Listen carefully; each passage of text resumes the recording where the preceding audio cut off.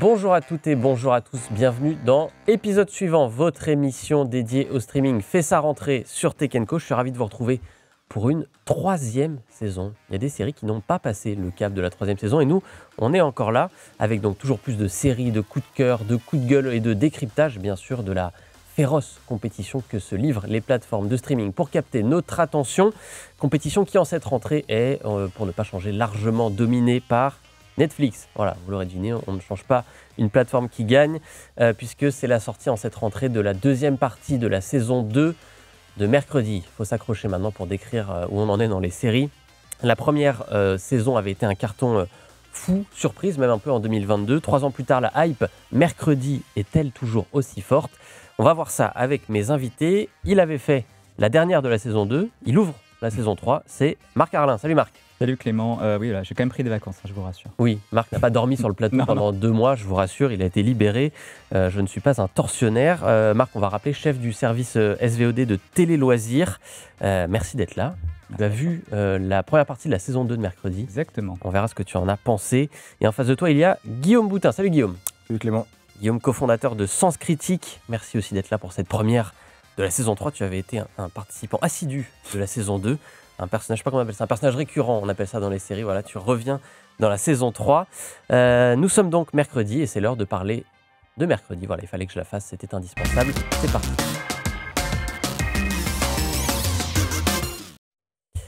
Vous n'avez pas pu passer à côté du phénomène Mercredi. Je le disais ces dernières semaines, la saison 1 avait tout balayé sur son passage.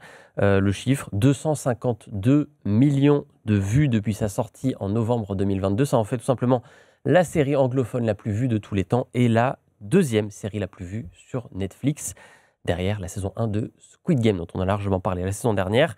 La saison 2 est donc de retour pour la rentrée. Cette fois-ci, donc, elle a été divisée en 2 parties. La première saison, elle est sortie début août et la 2e sort donc ce mercredi 3 septembre. 2 salves de 4 épisodes. Marc, pour commencer, qu'as-tu pensé, toi, de cette saison 2, de ce que tu en as vu ? Écoute, donc j'ai vu les 4 épisodes de la première partie, pas encore la 2e partie. Moi, j'ai trouvé ça plutôt plaisant. J'avais beaucoup aimé la première saison et j'ai retrouvé un peu les bases de ce que j'avais aimé, c'est-à-dire l'humour un peu sarcastique, le bestiaire fantastique et puis les intrigues adolescentes, tout ça assez finement mélangé. J'ai eu très peur avec le tout premier épisode. Ouais. Il ne m'a pas vraiment convaincu. L'histoire du zombie, à l'ado-zombie Slurp, moi j'étais genre, oulala, ça va être gênant. D'ailleurs, je suis toujours pas convaincu par cette série. Mais finalement, je retrouve quand même ce que j'aimais bien dans la saison 1, c'est-à-dire ce côté presque Agatha Christie, ce côté un peu fantomette de Mercredi, qui fait ses petites enquêtes, aidé par la chose, qui est un peu son Watson silencieux, on va dire, si Mercredi était Sherlock Holmes. Et j'ai beaucoup apprécié aussi dans la saison, en tout cas dans la première partie de la saison 2, les interactions avec Morticia. Ouais, sa mère, ouais, tout qui est à jouée fait. par Catherine Zeta-Jones, que je trouve assez intéressante et qui amène un petit peu quelque chose en plus dans la série. Mais il faut quand même reconnaître que pour l'instant, l'intrigue principale, qui est donc ce dresseur de corbeaux, on va dire, vengeur, m'a pas vraiment convaincu non plus. Et voilà, on voit beaucoup d'oiseaux pour l'instant dans la première partie de cette saison 2, mais on ne peut pas dire que la série, pour l'instant, se soit envolée. Je suis assez d'accord avec ton analyse, moi personnellement. Alors, je ne cache pas une certaine déception pour cette saison 2. Je n'avais pas vu la saison 1 à sa sortie, donc je l'ai rattrapée cet été. J'ai beaucoup aimé, à ma grande surprise. Je ne pensais pas être le client de ce genre de série. Et finalement, voilà, le fait qu'il y ait une intrigue policière, le fait que ce soit assez bien emboîté, tout ça, le côté un peu gothique, Tim Burtonesque, qui marche assez bien. Peut-être d'ailleurs ce qu'a fait Tim Burton de mieux depuis finalement quelques années. On retrouve un univers qu'il connaît bien. Et donc j'ai enchaîné avec cette saison 2 que j'ai trouvé effectivement un peu en dessous quand même. Pas mal d'incohérences dans l'intrigue, de paresse d'écriture aussi peut-être. J'avais l'impression qu'on me resservait le même plat, mais réchauffé au micro-ondes, quoi. Et donc j'avais l'impression de l'avoir déjà mangé meilleur avant. D'autant plus si tu as enchaîné effectivement la saison 1 et la première partie de la saison 2, je pense que l'effet doit être encore plus important. Là, il y a un plaisir de retrouver quand même les personnages et l'univers. Et bizarrement, bien qu'il n'y ait que 4 épisodes, je trouve qu'il se passe presque trop de choses. Je suis tout à fait d'accord avec toi. Tu vois, c'est-à-dire qu'en fait, trop d'intrigues, trop de personnages, des arcs narratifs, notamment celui de son frère, par exemple, qui n'est pas très intéressant. Il y a des incohérences, tu as raison. Il y a pas mal de choses qui ne fonctionnent pas vraiment. Le triangle amoureux qu'ils essaient un peu de nous pousser entre le personnage de Enid, donc la meilleure amie de Mercredi, Et ces deux love interest, c'est pas non plus très intéressant. Non, c'est un peu bancal. C'est très bancal. Moi, en fait, je trouve que la série fonctionne mieux quand vraiment elle se concentre sur mercredi, sur l'enquête, voilà, et qu'on se disperse pas trop. Effectivement, là, pour l'instant, il y a beaucoup de pistes, beaucoup de choses. Est-ce que ça va réussir finalement avec la deuxième partie à mieux se À dérouler? libérer un peu, ouais. Peut-être, mais faut Moi, attendre. j'ai un doute, et notamment, je trouve que le fait de l'avoir divisé, on en reparlera, en deux parties, Ouais. oblige à une construction scénaristique qui n'a pas de sens, savoir mettre un énorme cliffhanger qui n'en est vraiment pas un, Il n'en par est pas ailleurs, un, à la fin du 4e épisode. Donc, du coup, on nous prend un peu pour des imbéciles, quand même, j'ai envie de dire. C'est-à-dire qu'on nous fait. On va pas spoiler pour ceux qui seraient réservés le plaisir de tout regarder d'un coup, mais voilà, quand même un truc qui prend le spectateur un peu pour un imbécile. Effectivement, je suis d'accord avec toi, il y a un côté où la première saison, on m'avait séduit par ce côté, il y a deux intrigues. Il y a cette intrigue principale qui est le murder mystery, voilà, un peu sympathique, et l'éclosion d'une jeune fille dans un lycée un peu particulier. Là, effectivement, il y a la famille qui est beaucoup plus mise en avant, Ouais. avec donc Gomez et Morticia, et son frère en plus. Il y a le retour de personnages de la saison 1, des nouveaux personnages pour la saison 2. J'ai l'impression qu'il y a beaucoup de choses quand même dans Ça cette. fait beaucoup de choses, ouais, c'est clair. Il y a quand même le plaisir de retrouver des acteurs qu'on n'entendait pas forcément là. Je pense à Steve Buscemi, Oui, qui joue le nouveau proviseur de l'académie. Mais oui, il y a presque un côté un peu Harry Potter des fois. Il y a beaucoup de choses, quoi. C'est vraiment, on sent qu'ils ont mis beaucoup de choses. Et dans le premier épisode, il y a aussi un espèce de petit mini court-métrage d'animation très Tim oui. Burton. Ah bah là, oui, totalement. On pense vraiment à ses débuts et tout ça. Donc il y a vraiment beaucoup, beaucoup de choses. C'est assez riche, c'est assez généreux, mais c'est peut-être un peu trop. Ouais, comme si tout ça avait été un peu rapiécé, telle la main de. Bah, la main, tout La simplement, chose. voilà, la chose, tout ça qui avait été un peu recousu pour que ça Ouais. aille ensemble. Guillaume, toi, tu n'as pas vu, c'est pas trop ta cam, je crois, mercredi. Non, mais je reste quand même assez intrigué. Et néanmoins, c'est vrai que sur Sens Critique, bah, ça rejoint un petit peu vos retours. C'est vrai qu'il y a un décalage entre la première saison qui obtient la note de 6,6. Alors chez nous, 6,6, parce que je rappelle, Sens Critique, c'est un public un peu plus exigeant que la Ouais. moyenne. Donc 6,6 pour une série comme ça, très très C'est sur mainstream. 10, hein, rappelons-le. Oui, sur Oui. 10. Pour une série très mainstream, c'est vraiment. C'est une bonne note. Ouais, franchement, c'est une bonne C'est moyenne. un 13 sur 20, c'est bien. Ah oui, franchement, oui, par rapport à chez nous, c'est bien. Chez nous, les très bonnes séries, tu vois, ça démarre à partir de 7, voire au-delà de 7,5, Ok. où là, tu es vraiment dans les chefs-d'œuvre, entre guillemets. Mais ce qui est assez intéressant, c'est de voir son niveau de popularité, même chez nous. Donc, je répète, auprès d'un public plus exigeant que le premier public, peut-être, de Ouais. mercredi. Et mercredi fait partie des 5 séries les plus notées depuis 4 ans. Ok. C'est-à-dire qu'elle est, alors j'ai pris mes petites notes, tu vois, elle est juste après The Last of Us, Severance, House of the Dragon et Le Seigneur des Anneaux, en termes de Ok. nombre de notes. Ah, donc Séverine, c'est plus noté que Ouais, mercredi parce sur que Sens Critique. Severance, là Parce qu'elle aussi. est plus dans le public de Sens Critique. Ouais, puis on a 8 de moyenne. Chez nous, Ok. 8 de moyenne, il y a, si tu veux, t'as même pas une série par an qui arrive à avoir Ok. c'est la série la mieux notée depuis 5 ans. C'est D'accord. vrai que dans le milieu, entre guillemets, sériephile, Oui, elle a ça a été, c'est un petit phénomène le critique. dernier chef-d'œuvre. Mais justement, ce qui est intéressant sur ce critère de popularité, je trouve, avec Netflix, c'est qu'une fois de plus, peu importe, d'ailleurs que ce soit chez nous ou ailleurs, cette série, c'est pas la mieux notée sur aucune des plateformes. En revanche, ils arrivent souvent, en tout cas, c'est ce qu'ils cherchent toujours, à créer cette conversation, ce bruit autour de leur série, qui fait que même si tu sais que tu vas pas voir un chef-d'œuvre, c'est toujours l'histoire de la discussion autour de la machine à café le Ouais. matin au bureau. Il faut que tu aies vu cette série. Et là, pour le coup, avec mercredi, en tout cas sur la première saison, ils ont fait un carton plein. Ils se sont donné les moyens avec Lady Gaga, les danses, etc. Enfin, je veux dire, en plus, il y a toute une combinaison, on va dire, marketing de storytelling autour du lancement de la série qui fait que là, ils ont vraiment fait un carton plein. Et tu parlais de Squid Game, c'est quand même un petit peu différent de Squid Game. Squid Game, c'est un succès surprise, entre guillemets. Ouais. C'est Oui. une série coréenne, bon, qui a Encore bien marché plus. en Corée, mais personne, tu vois, comme la Casa des Papel ou quoi, c'est des Mm. séries que personne n'aime bien, alors que là, Il y avait vraiment bien bossé. plus d'éléments ah mis oui. en place pour que ça fonctionne. Il y a quand même Tim Burton à la production et à la réalisation de certains épisodes. Enfin voilà, il y a des noms qui parlent. Tu disais à 6,6 sur 10 pour la première saison de mercredi.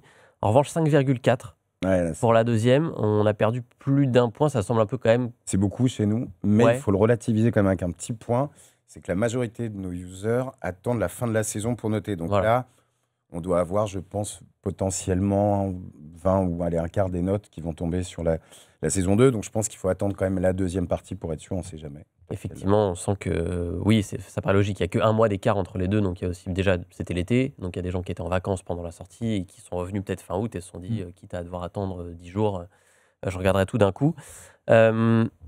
Côté audience, je regardais ce matin les chiffres sur Tudum, la plateforme de Netflix qui nous donne en toute transparence, ou presque, les chiffres de visionnage. Bon, c'est quand même assez dingue, hein. Tu disais, la popularité, elle se mesure aussi comme ça. 100 millions de vues pour la première partie de la saison 2 en un mois. Alors, c'est moins que la saison 1 sur le même laps de temps, mais encore une fois, cette saison n'était pas divisée en deux. Là, c'est le cas, donc il y a encore des gens qui ne l'ont pas vu. La deuxième partie devrait a priori booster tout ça. C'est parti pour être quand même encore un des 10 plus gros succès Netflix facilement, quoi. Oui, c'est sûr. Mais la saison 1, c'était un vrai phénomène, hein. Tu parlais, Guillaume, du fait qu'on s'attendait à un succès, mais on ne s'attendait pas à un phénomène. C'est vrai que ça a été vraiment assez impressionnant.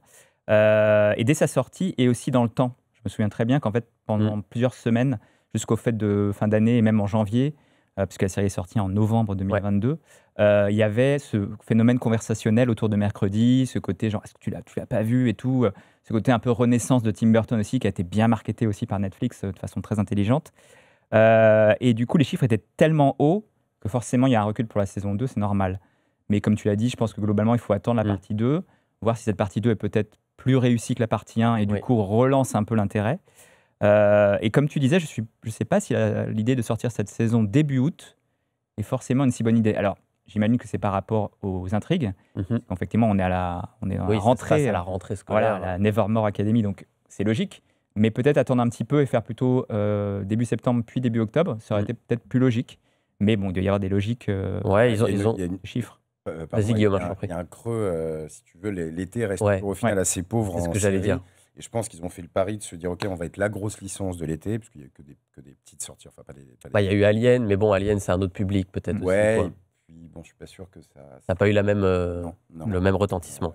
Les critiques sont très bonnes, mais tu pouvais te dire qu'il y avait Squid Game. Il y a des très bonnes et des très mauvaises, mais comme toujours avec Alien. Tu pouvais te dire qu'il y avait Squid Game fin juin, qui te permettait quand même d'être vraiment l'événement de l'été. Et finalement, ils sont rajoutés mercredi un mois après. C'est une logique probablement aussi par rapport à de l'argent aussi. C'est-à-dire qu'en gros, il faut faire aussi pas mal engranger d'abonnés avant les fins d'année, là où il y a les résultats, etc. Donc il y a peut-être une logique vraiment, pour le coup, très, très financière. Après, effectivement, tu disais, il y a eu Squid Game fin juin. Il y a maintenant cette logique, on en parle régulièrement sur ce plateau, de diviser chez Netflix les grosses licences en plusieurs parties. Ça a été le cas de Bridgerton, ça a été le cas de The Crown, ça a été le cas de Squid Game, du coup, la dernière saison qui est une saison 2 puis saison 3. On n'a pas bien compris si c'était une partie 2, une partie 3. Bon, c'était vraiment la suite, mais voilà. Là, c'est le cas de mercredi. Ce sera le cas de Stranger Things, qui sera probablement l'événement de la fin d'année, et cette fois divisé en 3 parties. Première fois que Netflix, je crois, que fait en 3 parties. C'était jusqu'ici plutôt 2. Guillaume, ça fonctionne, ça, de faire une série en 2 parties? Déjà, si Netflix le fait souvent, c'est que ça fonctionne bien. Non, tu sais, il y a toujours eu ce truc. Quand Netflix est arrivé, ils ont une des choses qu'ils ont révolutionné, c'est vraiment le binge, donc avoir accès à l'intégralité d'une saison comme ça. Et ça a été quand même une petite révolution. Beaucoup de plateformes ont suivi derrière parce qu'en termes de valeur ajoutée pour le consommateur, c'est vrai que c'est quand même génial. Voilà. Mais au bout d'un moment, certaines plateformes se sont rendues compte qu'en faisant ça, en fait, tu réduisais toujours ce fameux bruit qui reste comme le Graal aujourd'hui du streaming. C'est-à-dire que une série ne peut pas marcher. Enfin, c'est rien. Voilà, évidemment, on n'a rien inventé. Et si tu veux, le fait de raccourcir, entre guillemets, ce bruit, leur donnait moins de potentiel. Donc, tu as des plateformes qui sont remis à faire du linéaire, donc un épisode ou 2 épisodes par semaine. Et je pense que Netflix a essayé de trouver peut-être le meilleur des deux mondes, donc donner un vrai plaisir où tu auras 3, 4, 5 épisodes d'un coup, donc tu as que toi t'occuper, on va dire, 2 soirées, puis ça a de quoi bien te remplir. Une petite attente pendant laquelle tu vas bien continuer d'en parler aussi, plus le deuxième. Donc au résultat, on peut se dire que plutôt que d'avoir un mois de conversation, ils vont en chercher 3 ou 4, sans frustrer les gens qui aiment moins regarder un épisode par semaine. Et on le dit aussi régulièrement, c'est une stratégie qui est aussi très américaine, puisque nous, on se désabonne assez peu finalement de ces plateformes-là, mais les Américains sont beaucoup plus agiles, beaucoup plus volatiles là-dessus, et que forcément, si tu dis que tu as la partie 3 de Squid Game en juin, puis la partie 1 de mercredi qui arrive début août, finalement en juillet, tu ne te désabonnes pas, tu gardes un mois de plus, puis après, il y a la partie 2 en septembre, puis après, ah oui, mais fin octobre, il y a Stranger Things qui arrive, et puis ça va courir sur 4 mois, donc en fait, tu retiens les gens quasiment sur 1 an avec 3 séries, quoi. Elle est là, la strat aussi. Alors nous, ça nous parle moins Nous, on est un peu plus flemmard pour passer le petit coup de fil pour se décommander, enfin pour se désabonner, mais quelque part, ça fonctionne et c'est comme ça qu'ils génèrent leur business aujourd'hui. Bien sûr. Et après, en termes de séries, je sais que ça a très bien fonctionné pour Bridgerton, notamment, voilà, ce découpage. Mais je ne suis pas sûr que ça ait marché sur toutes les séries. Je pense à Emily in Paris, par exemple. La dernière saison était divisée en 2 parties, alors que les 3 premières ne l'avaient pas été. Et a priori, il y a eu moins quand même de succès en termes de chiffres et moins de conversations autour de la série. Et d'ailleurs, ils sont un peu revenus, puisque la saison 5, qui arrive en décembre, sera en mode binge. Donc les 10 épisodes d'un coup. Ça a été le cas aussi, je pense, pour The Crown, qui a été la tentative sur la dernière saison. Et finalement, la partie 1 était très forte, avec Lady Di, etc. Et la partie 2, personne n'en a vraiment parlé. C'était une fin de saison un peu pas mauvaise, hein, mais je pense que Netflix va vraiment analyser, le fait déjà probablement, analyser vraiment finement les chiffres et se dire peut-être sur certaines séries, c'est vraiment utile. Et sur d'autres, peut-être moins. En tout cas, on peut revenir dessus. Et sur un Stranger Things, effectivement, je pense que comme tu dis, le découpage en 3 parties, puisqu'en fait, c'est 2 parties plus un épisode final. Oui, voilà. Le 1er janvier, donc une date intéressante aussi pour vraiment engranger beaucoup de vues pendant quelques jours, utiliser vraiment les vacances. Très fort démarrage pendant que les gens sont disponibles. Tout ça, c'est aussi évidemment de la communication. C'est-à-dire qu'en fait, Netflix va beaucoup communiquer autour de ça. Et donc, c'est assez intéressant à analyser effectivement les différents... parce qu'à côté, on a Disney ou Prime Video qui, eux, ont sur des formats assez classiques, souvent 2-3 premiers épisodes et ensuite un épisode par semaine, par exemple, ou binge 10 épisodes d'un coup. Netflix continue d'expérimenter. Ça, c'est assez intéressant, je trouve. Et effectivement, on en reparlera sur Stranger Things, je pense, parce que ce sera un bon exemple. Moi, j'ai trouvé que c'était un peu inquiétant ce qu'ils avaient fait sur mercredi, justement, avec cette espèce de faux cliffhanger qui clairement vise à maintenir l'intérêt des gens, mais de façon totalement artificielle. Diviser les saisons en 2, pourquoi pas? C'est un autre type d'écriture que de faire un cliffhanger à chaque épisode, comme on le faisait à l'époque de la télé, ou de le faire qu'à la fin de la saison, ou de le faire tous les 3 épisodes. Mais attention quand même à l'écriture des séries, parce que malgré tout, si la qualité n'est pas au rendez-vous, je pense qu'au bout d'un moment, les gens finiront par dire oui, d'accord, mais si c'est nul. Malgré tout, le public, il a largement de quoi faire aujourd'hui, il a largement de quoi regarder. Mais bon, ça reste un modèle, on le disait aussi mercredi, et c'est aussi pour ça que les gens vont rester, Guillaume. Il y a du marketing, il y a du business derrière. En fait, c'est une série qui est pensée à fond pour être virale, pour cartonner, pour générer des mèmes. En fait, ce qu'ils appellent les IP, aujourd'hui, quand Netflix lance comme ça, et met vraiment les watts sur une nouvelle série, ils tentent de lancer une licence. C'est-à-dire, et une licence, c'est quoi? Ça reste un produit marketing qui va devoir exister au-delà même du programme. Toujours dans l'idée de générer des conversations, etc. Tu sais, tu parlais de mercredi tout à l'heure. J'ai quand même, mes enfants, ils sont en primaire et ils m'ont bassiné pendant 1 an. Bon, je trouve qu'ils sont trop petits pour regarder ça. C'est-à-dire que même dans l'école primaire, parce qu'ils voyaient les ados qui en parlaient toute la journée avec tous les trucs sur TikTok, etc., fait que ils arrivent à créer ce truc-là et ils le font, comme je te disais tout à l'heure, souvent en intégrant un plan marketing, en fait. Et d'ailleurs, ils le disent dans leurs conférences, c'est que leur plan marketing, en fait, ils le pensent comme un lancement même de série. C'est-à-dire qu'ils vont réfléchir vraiment aux idées, aux scénarios, etc. Et ils vont intégrer aujourd'hui tous les codes. Et c'est vrai qu'ils le réussissent très, très bien. Les autres plateformes essayent de le faire. Toutes les plateformes essayent de lancer des licences comme ça. Les autres plateformes, elles y arrivent une fois sur 5. Voire jamais.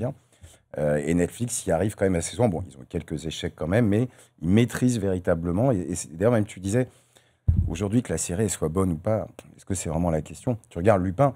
Lupin, en vrai, tout le monde s'accorde à dire pour dire que c'est quand même un peu feignant, que c'est machin. Après, c'est très spectaculaire, etc. Mais est-ce que le sujet, c'est de faire une bonne série ou est-ce que le sujet, c'est de tenir les gens en les nourrissant, entre guillemets, avec ce qu'ils aiment, en leur remplissant le cerveau avec ce qu'ils aiment, au-delà de la qualité de la série? Oui, non, clairement, ça participe de ça. Et c'est intéressant que tu parles aussi de la campagne de pub, de promotion. On voit aujourd'hui qu'ils s'appuient sur leur store. Ils ont des pop-up stores, ils ont des restaurants, Netflix, etc. Ils ouvrent ça, du merchandising. Moi, j'ai vu des gens cet été dans la rue avec des t-shirts mercredi, des choses comme ça qu'on voit quand même peu sur les séries finalement, à part des vieilles séries où tout le monde a un t-shirt Breaking Bad qui traîne, ce genre de choses. Mais sur les séries récentes, c'est un peu plus rare. Ils arrivent toujours à créer l'événement. Tu vois, typiquement cet été sur mercredi, je ne sais pas si vous avez suivi, ils ont créé une fausse plage. Cette plage mercredi sur les quais. Et au final, pendant 1 mois, tu as tous les influenceurs, etc., qui sont passés. Donc, énormément de contenus qui ont été créés sur les réseaux sociaux autour de mercredi. Voilà, de manière, entre guillemets, en parallèle de la série en tant que telle. Il y a aussi un élément central dans cette promo, ça a été Jenna Ortega qui a l'air d'incarner son personnage jusqu'au bout du bout. C'est-à-dire que même en promo, elle est un peu taciturne, elle répond de façon très laconique aux interviews. Enfin voilà, elle a ce personnage, sais pas si c'est un personnage ou si c'est sa personnalité de base d'ailleurs, et qui fait qu'elle est parfaite pour jouer mercredi. C'est devenu une star, Marc, grâce à cette série. On se souvient du mème avec sa danse, etc., qui l'a instantanément propulsée. Elle porte encore un peu la saison 2, d'ailleurs, moi je trouve, sur ses épaules. Elle est un peu dans les moments où le scénario s'égare, on se raccroche justement à son personnage. Est-ce qu'elle peut sortir de ça? Moi j'ai l'impression qu'elle a du mal à en sortir, mais C'est peut-être que compliqué. c'est... Ouais, c'est compliqué parce que le rôle est très fort, très marquant et jusqu'à présent, effectivement, elle n'a pas fait grand-chose d'autre à côté, en tout cas au cinéma. Voilà, elle a un peu fait la Scream Queen. Oui, elle a fait Beetlejuice qui finalement semble Oui. être C'est vrai que ça reste dans le même univers. une extension L'univers, voilà, c'est ça. de Tim Burton. C'est ça. Après, c'est quand même, elle n'a que 22 ans, donc elle est encore très jeune, elle a une grande carrière devant elle. Je trouve qu'elle est toujours excellente. Moi, effectivement, comme tu dis, là, je trouve dans la saison 2, elle a toujours cette façon de sortir ses dialogues de façon à se fois rapide, sarcastique. Voilà, c'est vraiment, elle a cette touche-là. Je trouve qu'elle est vraiment parfaite dans le rôle, mais est-ce qu'elle peut s'en sortir? Je ne sais pas. Je pense pas qu'elle retrouvera forcément un rôle aussi iconique On dans se sa rend compte carrière. que c'est pas forcément évident pour les actrices qui viennent de séries comme ça, très jeunes, propulsées. Je pense notamment au cas de Zendaya et de Sydney Sweeney, qui sont toutes les deux sorties d'Euphoria comme des superstars en puissance, que tout le monde s'arrachait pour avoir un caméo. On se souvient que Sydney Sweeney était dans The White Lotus, elle a fait... Mais au cinéma, pas grand-chose finalement. Zendaya, c'est un peu le bon exemple justement de l'autre côté, qui a réussi à transformer l'essai en disant « Ok, j'ai fait une série pour ados un peu trash, machin. Maintenant, je fais des films, je fais Dune, je fais des trucs un peu qui plaisent dans l'industrie. Je suis en partenariat avec des marques de luxe et tout. » Il faut arriver à sortir sa carrière derrière. Ouais, c'est ça.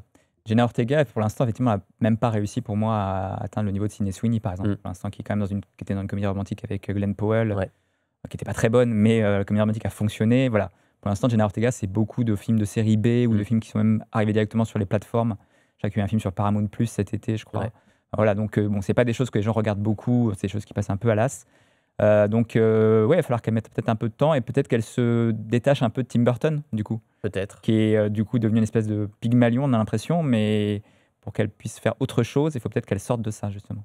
Eh ben, on va voir ça. En tout cas, elle va partager l'affiche avec une autre star sur cette fin de saison 2. C'est Lady Gaga, tu l'as dit, Guillaume, qui pour le coup est un nom de cinéma maintenant, au-delà de la chanson qui a fait beaucoup de grands films. Dans cette deuxième partie de la saison 2, qui sort donc ce mercredi 3 septembre à voir sur Netflix. Guillaume, vas-y. Un petit truc amusant, parce que j'y repense. J'ai lu, alors je ne sais pas si c'est vrai, que par épisode, Jenna Ortega prenait, parce que j'ai une très grosse somme, mais par rapport au niveau, c'est pas énorme, quelque chose comme $300 000 par épisode, 400 000 $, ce qui n'est pas fou, hein, il y a des acteurs qui prennent plusieurs millions de dollars. Lady Gaga, pour son apparition, prend 13 millions de $. Voilà. Parce que quatrième personnalité la plus suivie dans le monde, etc. Mais c'est aussi intéressant en termes de stratégie marketing. Enfin, pardon. Non, mais tu as raison, c'est là qu'on mesure effectivement le chemin qui reste aussi à Jenna Ortega. Et puis sur l'intérêt de mettre un énorme billet sur une énorme star qui va peut-être rebooster cette fin de saison 2. En attendant, on va passer au reco des invités. On ne va pas parler que de mercredi.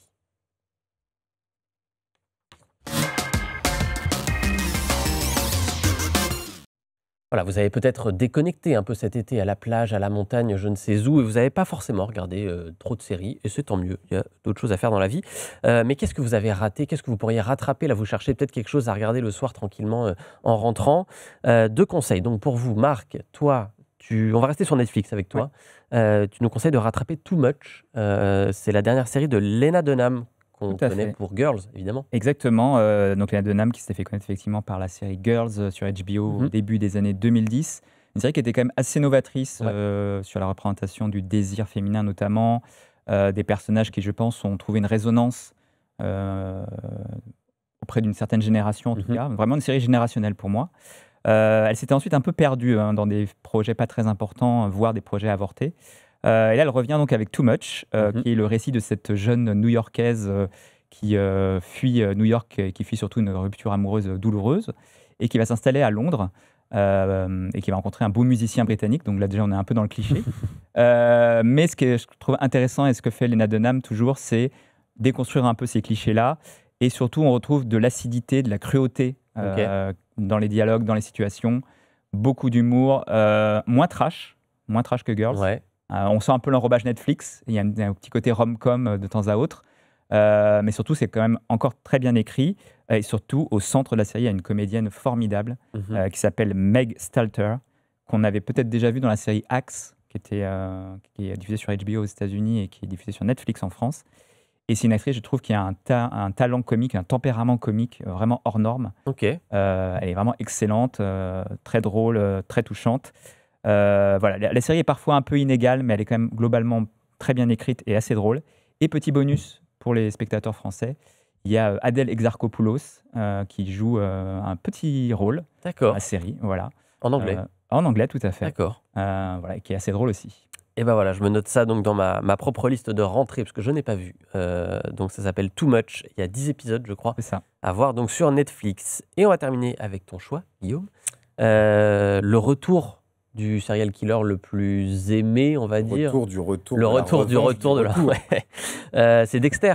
C'est ça, Dexter Résurrection, qui est la nouvelle... on ne sait même plus quoi dire. Oui. Néanmoins, je rigole, mais pourquoi je vous en parle? Parce qu'elle est extrêmement bien notée sur Sens Critique. Elle a 7,6. Ok. Alors qu'on pourrait se dire quand même, bon, Dexter, je vous rappelle, série iconique des années 2000, lancée en 2006, qui fait, bon, vous le savez vous, mais fait partie de ces séries phénomènes des années 2000 qu'on fait, voilà, on s'est vraiment réintéressé au genre des séries, qui avait duré 8-9 saisons, qui s'était terminé un peu moyen, ça avait un peu déçu les gens, qui fait un comeback en 2021 avec New Blood. Non, pardon. C'est ça, New Blood. Oui, c'est ça, New Blood, ouais. Excuse-moi, je ne confonds pas avec... où là, on découvre la nouvelle vie de Dexter, qui finalement n'était pas mort. Une saison s'arrête. Ensuite, une autre série, là, sur le préquel de Dexter, où on découvre Dexter, la jeunesse, effectivement, voilà, tout ce qu'on a. Qui d'ailleurs, pour l'anecdote, vous le savez aussi, est annulé pour des histoires de deal entre Paramount, etc. Bref, on va pas entrer dans le détail. Et donc là, on revient avec le nouveau Dexter. Donc, et je suis obligé de reprendre le Résurrection, où donc là, on reprend là où on en était. Et cette fois-ci, avec une nouvelle intrigue où, en gros, Dexter va chercher son fils à New York. Voilà. Et les retours sont vraiment excellents. C'est assez surprenant parce que, en général, vous savez, ces vieilles séries qui sont un peu au bout de souffle, genre The Walking Dead, etc. C'est rarement une bonne idée de ressusciter une série. On tire un peu dans tous les sens. Et ben là, très clairement, c'est très... Alors, le dernier épisode n'est pas encore diffusé. Non, c'est en cours, là, sur Canal. Le dernier ou l'avant-dernier, là, ces jours-ci. Mais voilà, très très grosse reco de la communauté. Et je vous en fais une petite deuxième, j'en parlais pas. Empathie sur Canal+, qui pourrait, je pense, devenir un petit phénomène, un petit peu comme en thérapie. On va essayer d'en reparler dans l'épisode suivant rapidement. Je pense que ça va faire ça va faire quelque chose. C'est une série qui avait fait beaucoup de bruit à Série Mania, qui avait été récompensée par le public. Et on va essayer d'en parler dans l'épisode suivant. Voilà, c'est une petite perche que tu me tends. J'essaierai de concrétiser. Merci Guillaume, cofondateur de Sens Critique, je le rappelle. Et merci Marc, chef du service SVOD de Télé Loisirs. Merci à tous les deux d'avoir ouvert le bal pour cette saison 3 d'épisodes suivants. Plein de super émissions à venir, on vous le promet. En attendant, on reprend les bonnes habitudes. L'émission, elle est à revoir, vous le savez, comme toutes les autres en replay sur le site de Tech & Co, sur YouTube, en podcast, sur toutes les plateformes d'écoute. Et moi, je vous dis à très vite pour l'épisode suivant.